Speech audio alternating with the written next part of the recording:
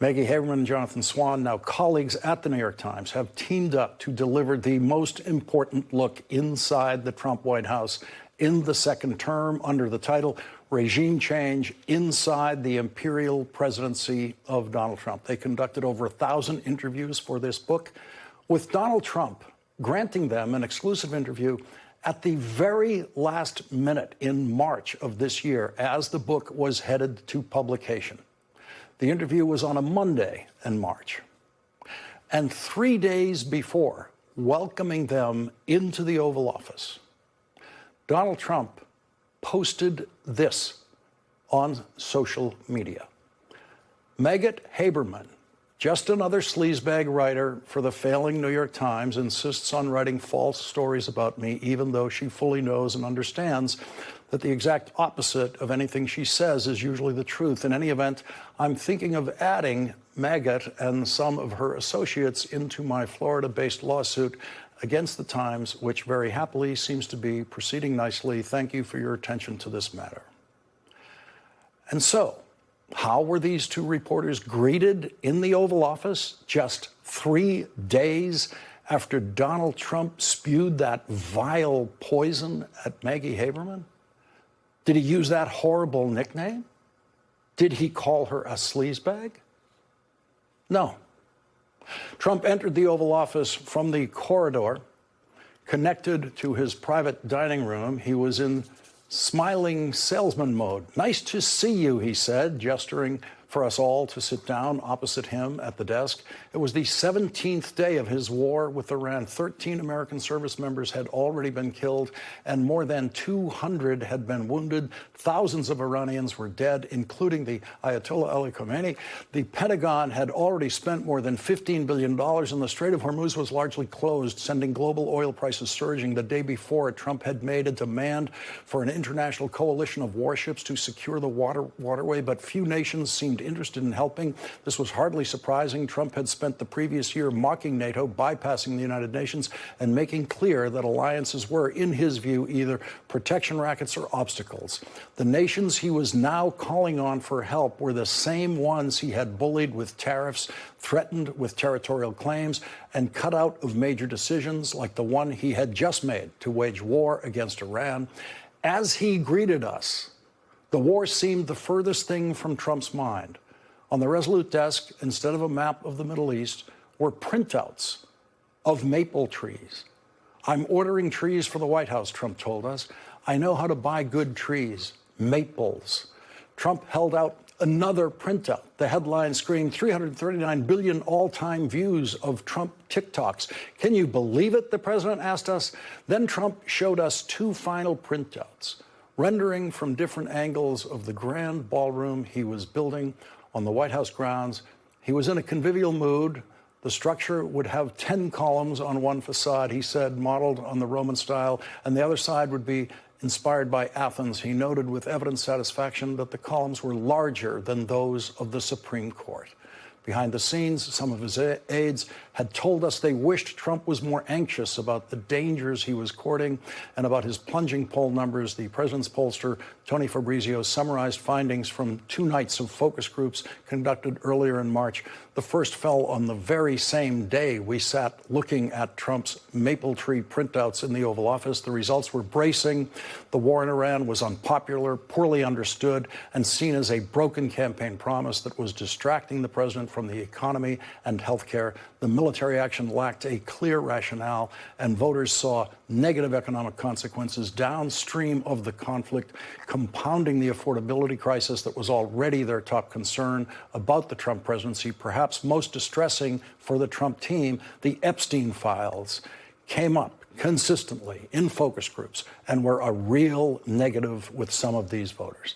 But Trump was uninterested in such feedback. To the extent he still cared about polling at all, he was seeing far fewer polls than during his first term. His advisors knew he was not receptive to being briefed on harsh realities. In his second term, unlike his first, he was willing to take breathtaking risks, risks that could throw not only his presidency, but the Republican Party and the entire world into chaos and carnage. More than ever before as president, he was operating on pure gut instinct. It would take a combination of mind reader and psychologist to explain fully why Trump was willing to gamble so much more recklessly now.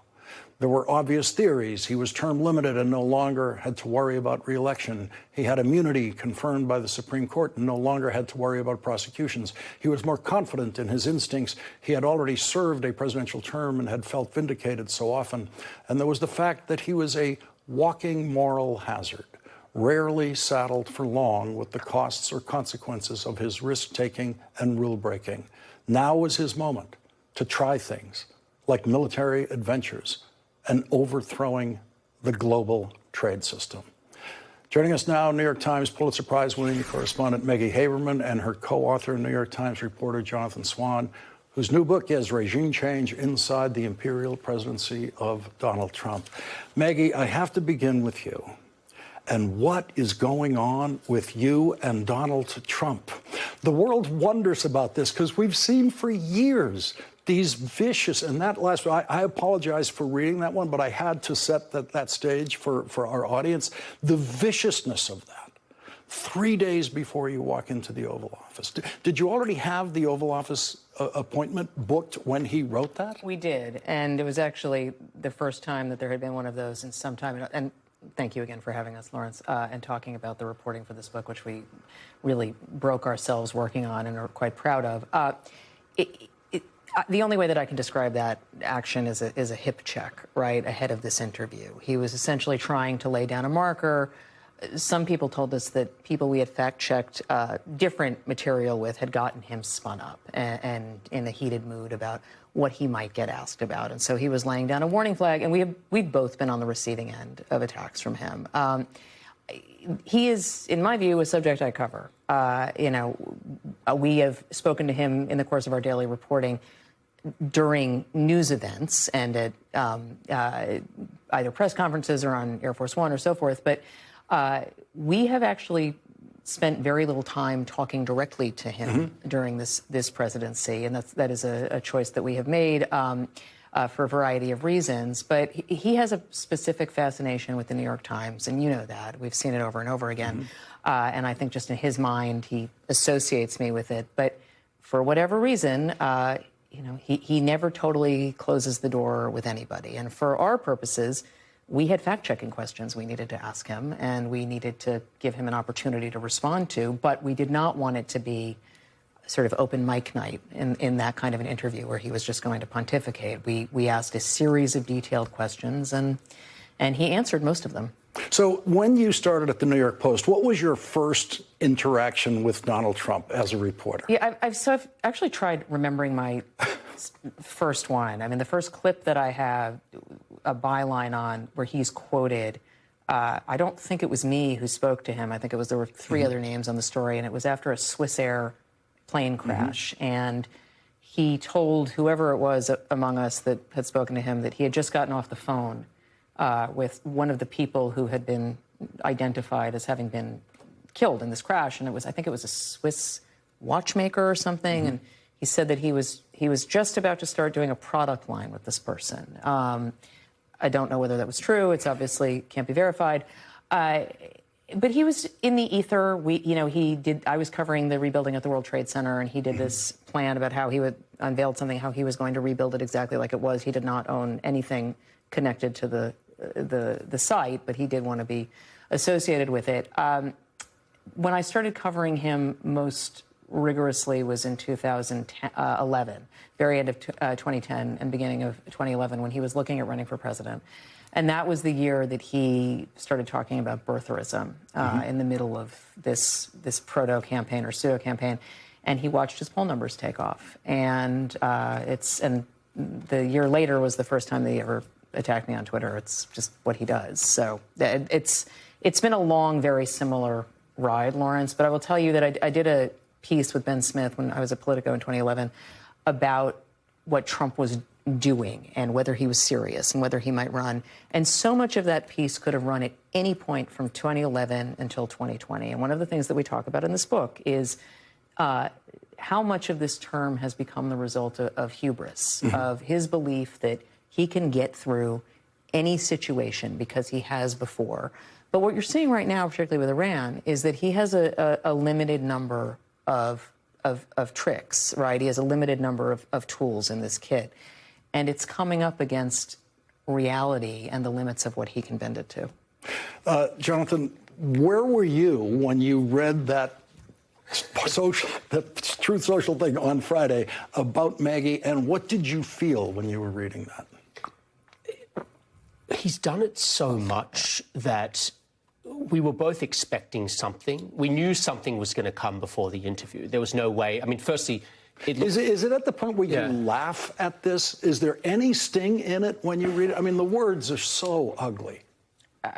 He's been calling me maggot since my last book came out. I mean, literally, since actually I haven't even published yet. And so it's been like half a dozen times or something like that. I mean, you get a flurry of texts of people saying, "Did you see this?" And yes, I saw it because I get alerts for. And you get a lot of threats. You do. I mean, after I interviewed him in 2020, it was, an inundation. We don't talk about it publicly because you don't want to encourage people. But we've had to deal with that. There's no question about it.